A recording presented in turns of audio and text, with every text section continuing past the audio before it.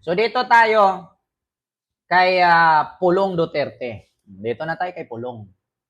Mga kababayan, saan kaya si Pulong Duterte pumunta? Ba't 51 ka-country ang iniikot niya? Ang tatay niya nakakulong, si Sara ang nag-asikaso. Bakit mas inuna pa ni Pulong Duterte ang pag-tour around the world, kaysa sa asikasuhin ang tatay niya? Tanong ko lang, bakit mas inuna ni Pulong ang mag-ikot around the world kaysa sa asikasuhin ang tatay niya?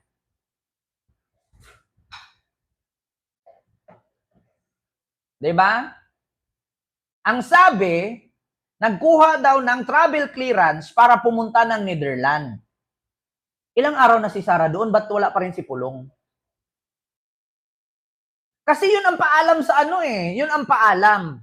Kumuha daw ng travel clearance, nagpaalam sa Congress. Kumuha ng travel clearance para pumunta ng Netherlands. Ang nangyari, ang tagal na ni Sara sa Netherlands, wala akong nakitang Pulong. Diba? Bakit ni isang anino ni Pulong hindi ko nakita? Akala ko ba nagpaalam sa Congress kay pupunta ng Netherlands at bisitahin ang tatay, pero parang wala naman ako nakitang Pulong sa Netherlands.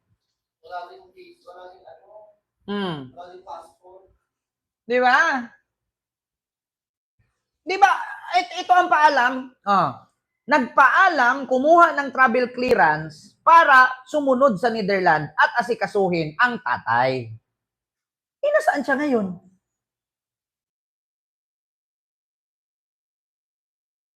Diba? Asaan siya ngayon? Bakit nag-iikot pa siya sa 16 countries? Ang paalam sa Congress, kumuha ng travel clearance to visit Netherlands sa The Hague. Ba't si Sara lang ang nandun? Ba't nawala si Pulong? Missing Pulong. So ito na, mga kababayan. Gusto ko lang reaksyonan na, Paulo Duterte, how many countries to visit? Ito na, mga kababayan. Inquirer.net. Ayan na ha. Hindi ito fake news. Hindi ito gawa-gawang kwento. Nagtatanong lang. Basahin ko. Paulo Duterte tells House or Congress he'll go to 16 countries in 2 months. So mas inuna pa ni Paulo Duterte ang pag-travel sa 16 countries in 2 months kaysa asikasuhin ng kanyang tatay? Diba? Ayan na naman si RL, bias din yung inquirer. So ikaw RL, hindi ka bias? Hindi naman ninyo ito alam mo sa totoo lang, kung may problema kayo sa balita ng Inquirer.net, pwede namang idemanda ni Pulong Duterte ang Inquirer.net na mali ang balita nila. Pwede lang idemanda ang ABS-CBN, GMA, TV5. Kaya nga si Sara sinisisi ang media Kaya daw nakulong ang tatay niya dahil sa media. Di ba? Bakit? Matanggihan nyo ba na mismo si Digong inamin niya na may pinatay niya? Inamin niya na may death squad siya? Hindi nyo may tatanggihan. Ito na, Inquirer.net. Basahin natin. Manila, Philippines. The Office of the House Secretary General on Tuesday confirmed that Davao City Representative Paulo Pulong Duterte, eldest son of former President Rodrigo Duterte, sought clearance to travel at least 16 countries under 2 months. Sought clearance to travel 16 countries under 2 months. A copy of the travel clearance signed by Speaker Martin Romualdez granted the younger Duterte's permission to travel from March 20 to May 10, supposedly to Hong Kong, China, Malaysia, Indonesia, South Korea, Japan, Vietnam, Cambodia, United States, Australia, the United Kingdom, Netherlands, Germany, France, Belgium, Italy, and Singapore. Diba? Napakadami. Napakadaming lugar. Basahin nyo. Basahin ninyo, mga kababayans. Unahin ko ha. A copy of the travel clearance signed by House Speaker Martin Romualdez granted the younger Duterte permission to travel from March 20 to May 10. Hindi daw totoo. RL, mas marami ka pang alam sa akin, punyeta ka. Oh. Ano hindi totoo? Ito na nga pinasa ni Pulong. Kaya pinirmahan ni House Speaker Martin Romualdez. From March 20 to May 10, supposedly go to Hong Kong, China, Malaysia, Indonesia, South Korea, Japan, Vietnam, Cambodia, United States of America, Australia, United Kingdom, the Netherlands, Germany, France, Belgium, Italy, and Singapore. Diba? 16 country. Galing. Dito ako napag-isip-isip na napanood ko yung palabas na mafia.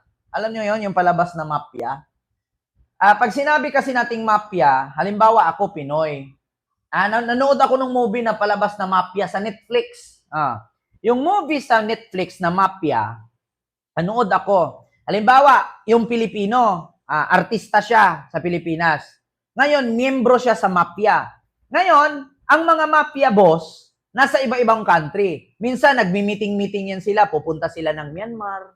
O, nagmi-meeting sila. Tapos minsan, magkikita-kita sila sa Singapore. Minsan, nakikita ko, nandun sila sa Italy.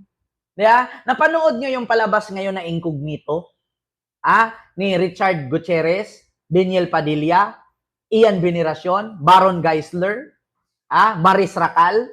Ganon. Di ba hinahunting nila ang eskalera? Napanood nyo yung palabas na Incognito? Diba? Napanood nyo yung palabas na Incognito? Ganon. Hinahunting ng government, no, nila Daniel Padilla, Richard Gutierrez, Baron Geisler, Ian Veneracion, Daniel Padilla, hinahunting nila yung pinaka-leader ng Escalera. Kasi nga, miyembro iyon ng mafia na nagbebenta ng mga bata, droga at kung ano-ano pa. Diba? Yung palabas na Incognito, napanood nyo yon? Maganda yon sa Netflix. Ay, inaabangan ko yon. Kakatapos nga lang ng episode 51 kahapon eh. Ito pakita ko sa inyo ito. Incognito. Naku, maganda yun. Mga kababayan. Dito ninyo meron pang ang pastor na pinatay nila doon eh. Yung pastor, pinatay nila kasi hinhijack yung hinhijack nila yung hotel. Ayan Dahil sa operasyon na pinangunahan ni Lieutenant General Novilla, kasalukuyan ay hawak natin ang ilang individual na nasasangkot sa kasong korupsyon. Kaya po ba kayo sa mga akusasyong inihain sa inyo? May katotohanan po ba ito? Patong-patong na kaso ang iahain namin laban sa kanila. Kasama dito ang pandarambong. Diba? Subaybayan nyo yung Incognito. Timing na timing sa nangyari sa Pilipinas ngayon. Ako nagsabi sa inyo. Kamukha pa ng tatay ko dito si Munching. Ito, yung general. Kamukha ng tatay ko yan, si Munching. Kaya, maganda ang Incognito. Hinahanap nila ang eskalera. Sino ang leader ng eskalera? Tapos nasa ibang bansa. Ikot-ikot buong mundo. Tapos maraming nasa sa listahan. Kaya, panoorin yung, isabaw mo sa kanin ang ihi ng kambing. Diba? Isabaw. Yun yung tugtog niya. Isabaw mo sa kanin ang ihi ng kambing. Diba? Ayun naman yun.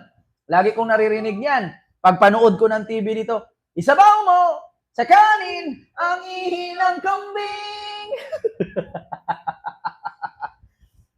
Kaya,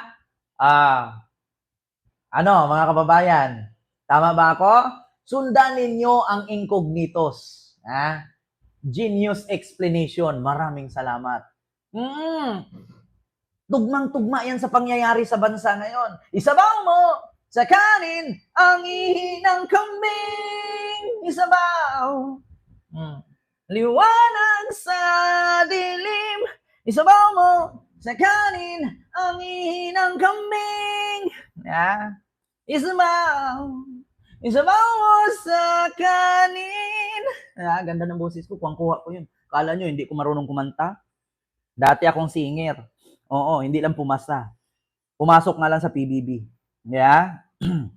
So ito na mga kababayan, nako po.